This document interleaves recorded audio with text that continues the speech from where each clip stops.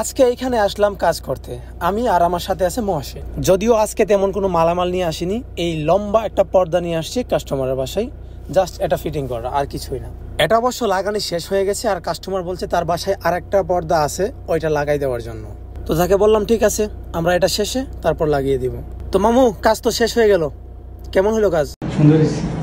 তো এই যে দেখছেন রুমটা এলোমেলো হয়ে আছে, এখন একটু গুছাবো, আর তার বাসায় আর একটা মাল আছে, ওইটা ফিটিং করে দেব। হয়তো কাস্টমার হাদিয়া স্বরূপ কিছু একটা দিতে পারে, ওইটা শেষ করে তারপর চলে যাব।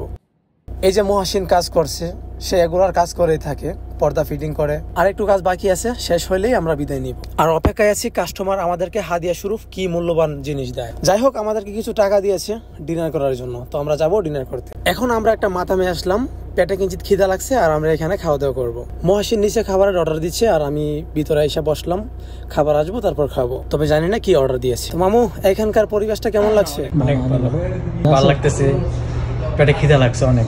কিন্তু আমি তো বলেছিলাম অল্প কিছু অর্ডার দিতে। মাফি মুশকিল। দুজনে দুষ্টামি করতে করতে খাবার দাবার চলে আসলো। নাও মামু, খাও, ভালো করে খাও, পেট ভরে খাও। আমার পেটে তেমন খিদা নেই, আমি সামথিং খাবো বাস। খুব সুস্বাদু, আমার কাছে মনে হচ্ছে ওর থেকে বেশি আমিই খাচ্ছি। বাড়িতে কি খাইছিস কি না খাইছিস দেখি নাই, নে চাউল খা, ভালো করে খা। ওইখানে বাইরে গাড়ি পার্কিং করে রাইখে আসছি, আর মহাসিন বারবার দেখছে ওর গাড়ির পিছনে কিছু সামান আছে, চুরে যাতে না নিয়ে যায়। খানা শেষ হয়ে গেল, এবার যেতে পারি। তো বেরিয়ে যাচ্ছি, আজকের মতো নয়।